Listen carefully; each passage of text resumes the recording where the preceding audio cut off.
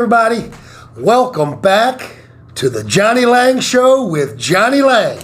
And man, today's super duper special guest, and that's my good friend Melvin Estes. And hey, you know Mel, we all know him as Bones. That's what I'm going to call him. We already know the man is an actor. Here's a professional that I can't wait to hear the stories. So what I'm going to do right now is I'm going to say, Hey, what's up, Mel? John? What's up? Pleasure being here. And what I want you to do for us, if you don't mind, is tell us about Bones, man. We want to hear the story. We want to know where, when, why, how, etc. All right. Well, first of all, definitely a native of Edgemere, North Point Village area. Born and raised here. Graduated 1983, Sparrows Point, and this is home. This is home. So. Yeah, that's pretty much the beginning of it all, But there was, a lot of years that, I guess to the point to where it was a very dark time in my life, and I think everybody knows, pretty much that story. But, we all get this pivotal point in life where you make bad decisions, okay? And, had a great childhood, this, that, and the other, and grew up, made some bad decisions, and being, my mother was a single parent. Dad was murdered in 1977, was killed up in Baltimore City, robbery, and so we didn't have that luxury of two parents. So it was pretty much the streets became my father's. What I'm trying to say, Right. Oh yeah. And so yeah, and that was pretty much how it all started. But I never thought, in a million years, I'd be where I'm at now compared to where I was going, at the time. So you got your actor's card. Well, not with the guild. No, the street. It's I have a street agents, what they call street agents, and it's not union, but which is good in a way, because a lot of the when you get into the unionized part of it, it can get real sticky. And there's a lot of legalities with it and stuff like that. So I'm pretty much, I can freelance it without being censored, to the point where, you can act here or you can act there. Nah, I can pretty much float, and my agent can take me, anywhere, without any kind of, repercussions from the guild or anything like that, So, and that's a good thing. That's a good thing. And, bringing that up, I was at, I think I was clean and sober at that point. I was getting clean and sober. And right around 2016, I was hooked on opiates, heroin addiction for many, many, many years. I was gang banging at the time, with a gang that's very well known in Baltimore named DMI. Did a lot of prison time, and jail time, this, that, and the other. So, my life at that point was pretty laid out for for nothing good, was going to come of this, and but anyway, I got to the point where I decided, hey, it was time to get clean, man, and watch a lot of friends OD, buried a lot of them, and so get to this point to where I make this decision, and a lot of friends in the streets that I had, from rival gang members, not rival, I'd say fellow gang members, and, people that were still using. And they were like, come on, Bones, man, come out and party with us. So they were trying to drag me back into the street. And that's real talk. I mean, they really did. They really tried. And I knew I was better than that at that point, and it was a lifestyle I didn't want to, live. So I decided to get jumped out of the gang at that point, and got jumped out. What's jumped out? Well, it's when they give you the option, to opt out, and so I had to, go meet a bunch of other gang members, and a lot of accusations were being thrown around. I mean, I guess the whole situation at the time was the betrayal. Is what they were saying, that I was betraying the gang life, Right. So They didn't see it as you trying to better your life. Right, exactly. You know, because at the time I was a ranking member with DMI. I was a what they call a field general, which codenamed FGs. I was an FG, and right here in Dundalk area, and for a ranking member like that to actually back out of the gang was pretty much like treason, you know. And so, you know, to them they saw it was you know, a big betrayal. So I got called up to the city area, and it was 5 or 6 of them, you know, and they jumped me out. They broke my jaw, both places, hit me with a pair of brass knuckles, and put me in the hospital, you know. But that was the end of it, you know, as far as getting out. Now, there was a lot. So basically, you getting your ass kicked by members of the gang was you're out. Yes. That's jumped out. Yes, jumped out is the definition. Right. And like I said, there was a lot of other accusations that were being thrown around of, you know, the betrayal type theme, you know, and which I guess rightfully so, on, you know, from what their perspective was of it, you know, because I was leaving the gang life, and it just, you know, at the time it just wasn't for me. You know, it was time for a life change. It was time to, I guess, grow up. Right. You know, if you want to, you know, break it down like that. So, you know, get out of the gang life and get clean, get off heroin, and start moving in a whole nother direction. You know, start dancing to a different beat, so to speak, you know. So at that point, in order to help me overcome, you know, the addiction phase and this, that, and the other, I had to occupy myself. Now here we go back to where the talent you don't know you have, okay? Right. And all these opportunities, okay, that you never see or get. This is the exciting part. That you never see is, okay, when you're ripping and running in the street, okay, imagine, just, and this is to the average addict out there, imagine all the opportunities that are positive, okay, that are literally sidestepped, and you don't even know they're there, actually, okay? So you can never know, because your You got your addiction, blinders on. yes, your addiction side is out there, you know, and you're focused on one thing, because, you know, the body's telling you, hey man, I got to get well, so you're out, you know, looking for the drug. So work, any kind of family members that care about you, man, you're missing all this because you're in the street. All right. So when I realized that I had to put my energy into something that, like I did with the drugs, I put a lot of energy into that, and the gang life, you know. But here I kind of diverted that energy from negative to positive. That's for sure. Yeah. Right. So, and I sat down, and I was at my daughter's house, and I was like, you know, does that, you know, computer work? And she's like, yeah. So, got an idea, you know, and I started writing. Well, one page, I started to occupy my time, but the one page turned into 240 pages, which, wow, this is what helped me overcome a lot of it. Letting it all out. Exactly, you know, and didn't realize that I had the actual skill set, you know, to do this, you know, kind of thing, become a writer.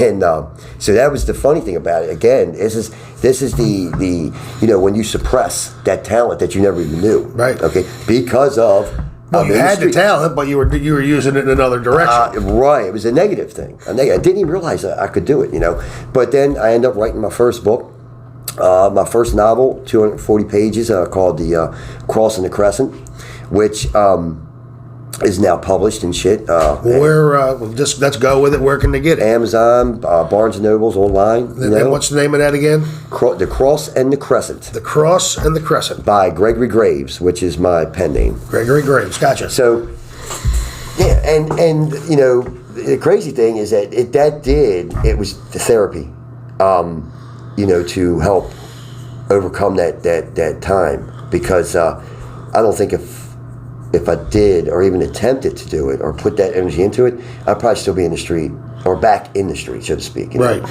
But the funny thing is that I wrote a second book that was the second part of that first novel, and the computer crashes, wipes out everything. Oh. 200 some odd pages again of my second novel, wipes it out. So, my daughter, she's like, Dad, why don't you write about something you know? And I'm like, okay. And I turned a negative into a positive. So I sat down, I wrote 68 pages of a book, my second book that's now published out there, called Two in the Room. Two in the Room. Yep. And is that still by Gregory Graves? No, that's by my real, because this book, that's by my name, Melvin Estes, because that book was personal because it's about the heroin addiction in Baltimore. Oh, wow. And even though it's fictional, because I put a spin on it, but even though it's fictional, it comes from experience. It's based on the real deal. And so a lot of people are like, well, why didn't you write a biography? Well, there's thousands of biographies out there of the same storyline. I had to put a little spin on it, and which I'm glad I did, because now my book is up in New York, and hopefully that these people you're getting me psyched up. these people, man, can maybe flip the script on me. Right. And it all takes time. And then when this thing goes huge and you're at the book signing and people say, "Oh, hey, you go, yeah, man, this is the real shit. Yeah. This fucking shit happened to me, God damn it." Right. Except for the twist. Exactly. And that's and true, because I've always said, addiction, especially in the opioid world, it's the same story but different faces, and so it's the same. You're in the street, you're copping and bopping, man. You're in and out of jails, man. You're always in the street. There's always drama. All right, how many? You're how old now? 55. 55. How many years would you say, if it was all smashed together, did you spend in a prison of some kind? In prison and jail total, I'd probably say, on and off, I'd probably say about maybe eight years total, on and off. Right.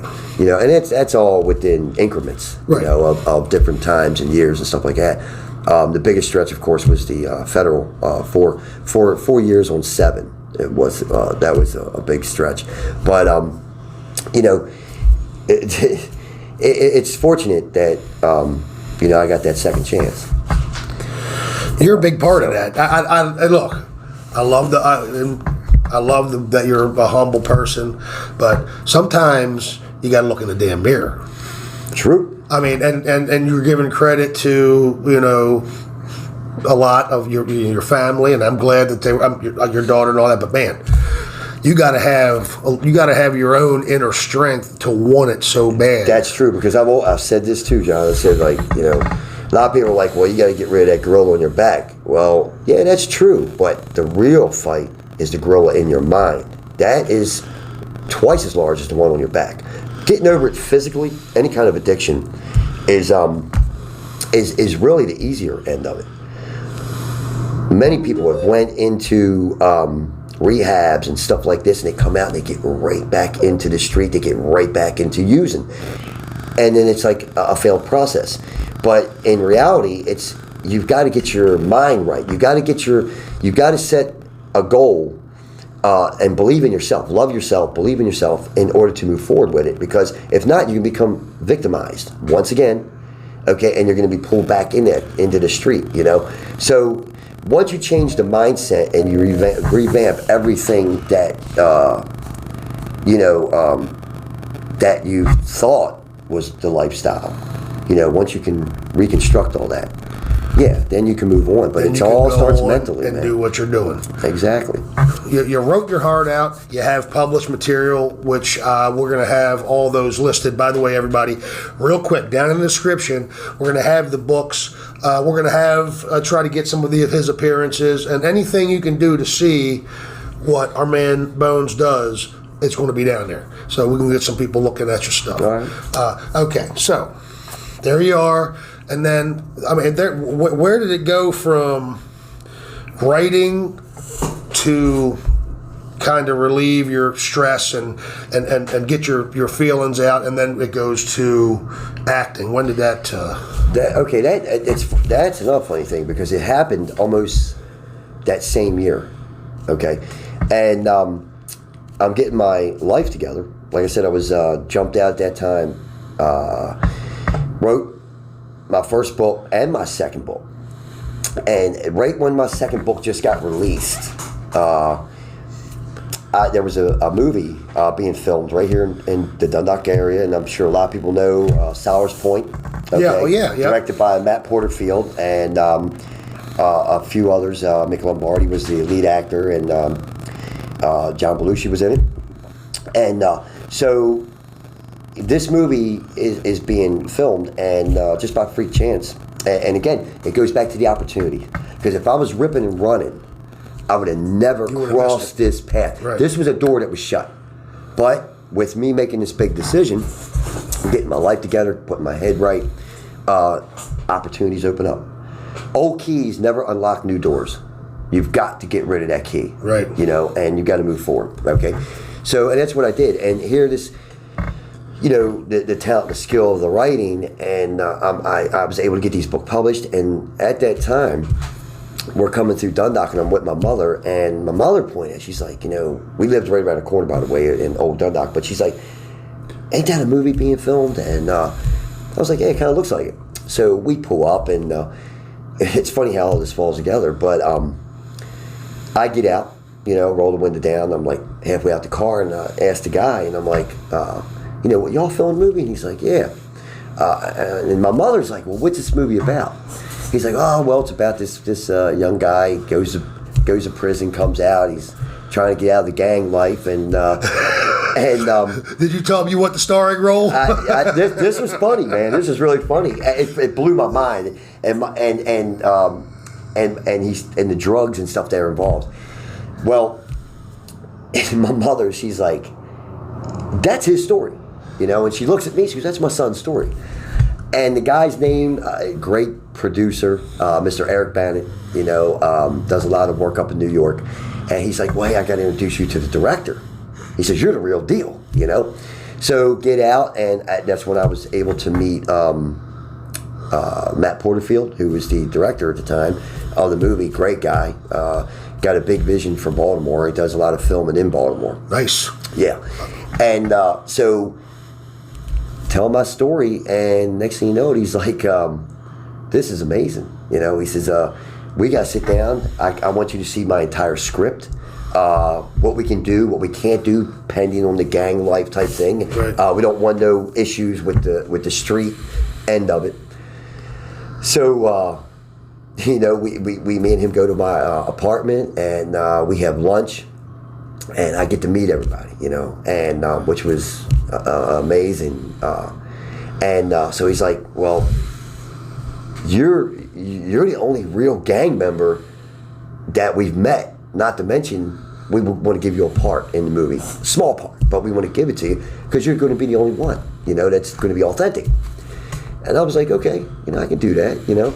Again, we go back to skills and talents that you don't know because of me being in the street. That door's closed in your mind. Exactly. So you're not even, you're not even thinking about it. Not even on the radar. It's not even on, right.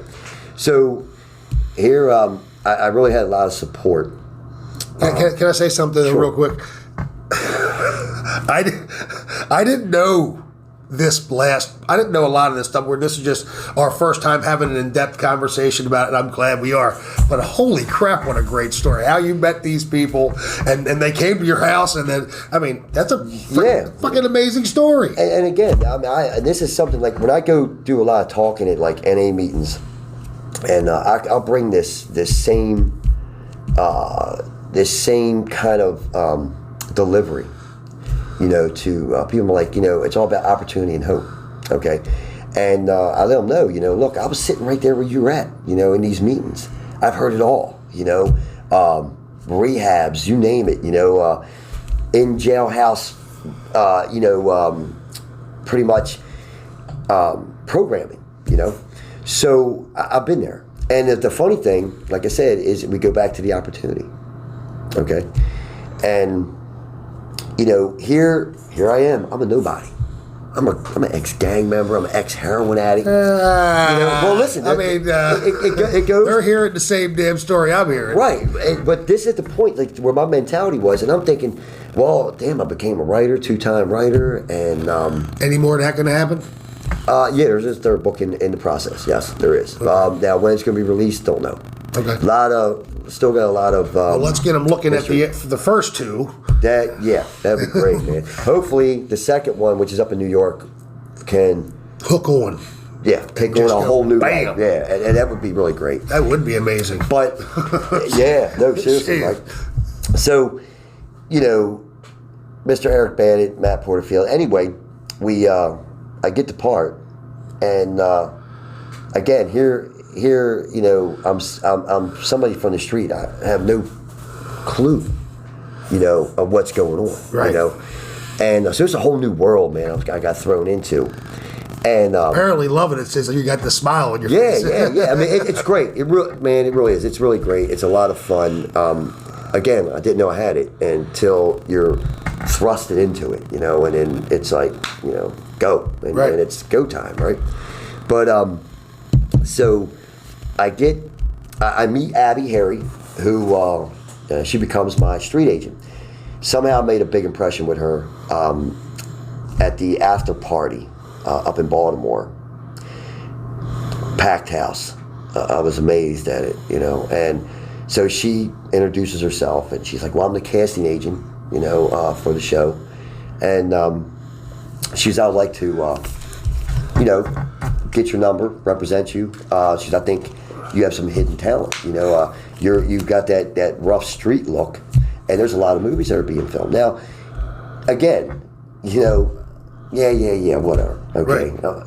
You know what I mean? Right. It just ain't clicking yet. Right. You're not realizing who you are yet. Right. And yeah. But this is this whole. Time out a second. This is this whole transformation that started when all you were trying to do was occupy your time. Pretty much, yeah. No, you're absolutely right. Yeah, John, that's point on, John, and it's true. It's like because I was more worried about focusing on the sobriety, being clean, sober, that type of lifestyle. Is that always on your mind still? No. I've already created that suit of armor. Where you're past that. I'm past it. No, it'll never happen again. Well, not about never happen again, but when I say do you think about them, I don't mean like think about like doing them. I mean like, is that something that is always kind of just the using end? No, just the conscious part the about concept of being sober. Yeah. Oh yeah, it crosses my mind. I look at it, I'm like, damn, I used to be that person. Right. And as I'm thinking it, I'm like, don't ever want to be it again. Don't go. Yeah. No. Yeah. So excuse me, but when I met these people, like I said, I was in this whole different realm that was totally alien to me. I'm from the streets. Okay, so I'm talking to people that deal with this that's their life, so they're dealing with this on a regular basis. So it was kind of exciting, not to mention, I'm looking at it with one eye open, I don't know, you know what I mean? Yeah. Me, right? I'm taking, I'm being more critical to myself, but I made an impact, and it wasn't long after the movie was opened in March 3rd. I think it was 2018 or 2017, the movie is put out. Right. It might have been 2017. However, anyway, we go to the premiere up in Baltimore. Now I got my daughters with me, both my girls, and so we go there and we walk into the theater, sold out. And I'm talking about one in like sit-in theaters and up by the colleges up on North Avenue. Right. The big ones, yeah. Right. So it's, got this balcony. The balconies, yeah. Right. So you know what I'm talking about. Absolutely. So all of it is, it's packed.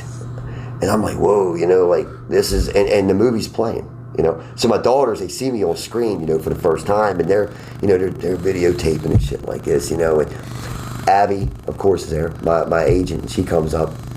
And she's like, well, Bones, you're going to come down to the Q&A after the movie.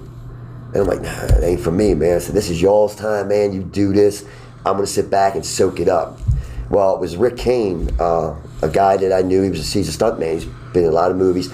Pelham, To Take It to Pelham, 1, 2, 3, I think it was, with John Travolta. He's been in these movies too. And he come up, he's like, nah, Bones, we got to take you up there. You know, you're the only authentic gangbanger in this flick, which pretty much evolves around what we're filming. So they convinced me, and after the movie finishes, there's a big applause and shit, and I'm all butterflied up, you know. Nervous. Absolutely. So we go down there, and all the actors and people that were involved in this project was up on stage. So a couple minutes, maybe 10 minutes goes by, and a woman stands up out of the audience, and there's all these questions flying. But this one woman, directly dead center, right? She stands up and she's like, well, I want to know more about the gang life. You know, what brought this to this point? Right. And the funny thing is, I'm standing there in line, and all of a sudden, it's like the whole crew just looks at me, and they're like, well, pass that man right there the mic. You know, I think he can give a better perspective of this. So they pass me a mic, and I'm looking, and like, there's about 600, 700 people here. You know, and I got the mic, and I'm center stage now, you know. For, 10 minutes, I believe, I talked and answered, you know, questions about the gang life. And was telling these people, I said, you want to know the real shit? I said, you see that street right out there, the very street you just walked on? That's the street I used to run. You know, you guys were nothing but victims to me. You know, and it kind of brought more of an awareness, a more darker awareness that, you know, well, we knew it existed, but now they're close and personal with it. Now, like, there's actually somebody that was waiting involved. outside that door. Yeah, right. You know, that could have took them at any time. Right. Exactly, and that was true. You know, knew them streets well. You know, and the darkest times of my life. And well, after all these Q&A goes on, it finishes up. We get another round of applause. We're about ready to walk out, and I hear this individual speaking English. Right. And I hear this individual speaking like Irish or English, and he's like, well, can I do an interview with you, Mr. Bones? I'm like, well, who are you? And he's like, well, I'm with the London Times over in England. Did a 40-minute interview with this man, and so I haven't heard anything about it, but it was all part of the film industry, so I'm sure it's got released over in England, the whole story. So, which was really, really something else. And this is what led up to, I get a phone call not long after this, and they sent me to HBO. So I go up to HBO, and I did my first audition, which was a blind audition. I just got the script, and they throw me into it. Now, remember, I have no background at this point, so I'm starting to learn all this. So actually, I get thrown into it and did fairly well for what my agent said. Well, it was just recently, this past February, I get the phone call from a guy, well, not a phone call, but a text from New York City.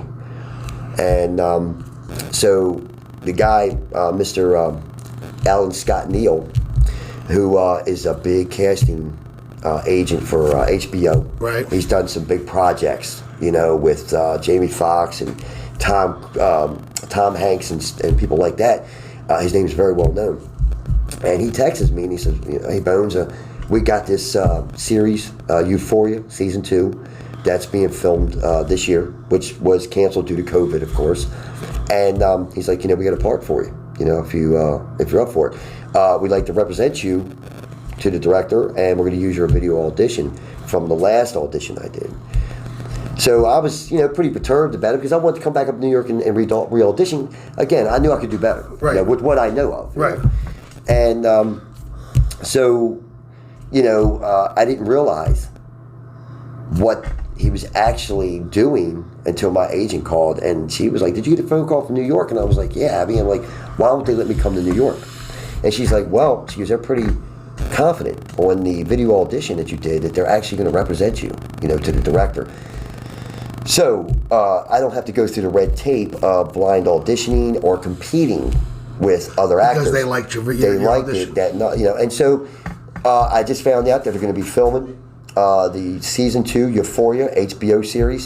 Starts filming starts up in 2021. and which will start in March probably, and that I should hear something. I should hear a phone call. Hopefully get the part and get That on would HBO. be amazing. Yeah, that's the big thing, man. So that's the step before the big screen, and that's real talk because that's what my agent said. She goes, "This guy has got connections, and there's a lot of." And you're going to kill it, son. Yeah, let's hope. Man, I'm coming out here to represent. Yeah, to right. represent the the area, man. And especially for somebody who was somebody that who was just an anybody is now somebody. Somebody who was a drug addict, gangbanger, and now 2-time author in the film industry. Well, yeah. It was a hell of a road. Hell of a road to get there. Yeah. And and I know we can sit here and talk for us. I got a couple little small fun questions for you. By the way, amazing. I mean, really, this. I appreciate it. Yeah, I mean, Well, hopefully that sends out hope to people that are still struggling. That hey, there is light at the end of the tunnel. There's light, baby. There is. It's not over. It's not over. You're the light at the end of the tunnel for look there.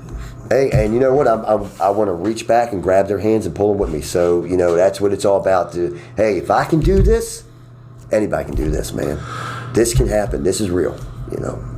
So hopefully people. They got that opportunity, man. Yeah. So, anything that you are curious about me, Johnny Laing? Yeah, you tell me how you got to this point, man. Me tell you how I got to this point. I point. want to know how you got here. Well, what brought you to this moment? Well, I'll tell you this: it was a lot less hard a road than you went through, my friend. Let me tell you that. But very similar to that the one tiny part of your story, and that is that epiphany. When you're like, right, man, come on. You've been doing what you've been doing, and I, of course, but that was it. I mean, I want to. It wasn't. You're doing it now for the same reason I'm doing it now. To me, I want to inform, and I want to entertain. We have the Fantastic J's top tens, and that's me and my buddy Jimmy. And then this I want it to be. This is a story. You know what I mean? And that's the people that I want to talk to, like you, are people that have stories. And I mean, and it's amazing. Right. Well, you're that microphone. I'm trying. No, you are that microphone, man. Because you bringing all this to light, whether it's from a band's perspective, from my perspective of an ex-gangbanger, drug addict, whatever. From political, you are that mic. That's going to be the voice. You're going to put that forum out there too, where people are going to be enlightened over it. Any information. Whether it's personal or just your basic certain questions, you're going to bring that to the forefront. I hope so. Well, you know what? Here's the thing: people like you, is the reason why. All right, so here we're going to be getting out of here very shortly. This is the longest podcast ever, only because come on. I mean, this story ain't even partly told. No, really. I'm flattered, though. Definitely flattered. I mean, but we're gonna hopefully, get you back someday, or maybe on a little bit longer platform, and you can get into it. Yeah, I'd be more than welcome to come back. Get into the nitty gritty. Well, if you have any feedback or whatnot from people, yeah. No, absolutely, and definitely. And I'm sure there will be. So, fun question. Yes. You walk, you leave, you go down to the store to get some cigarettes, you get out and you see a lottery ticket, you just pick it up, shits and giggles, you go put it in and you win $1 million. What's the first thing you're going to do with that money? I'm going to get back to the community. And that's real talk, that's hard facts. From where I was to where I'm at now, is a personal success story. Okay, not to mention that I'm leaving a legacy.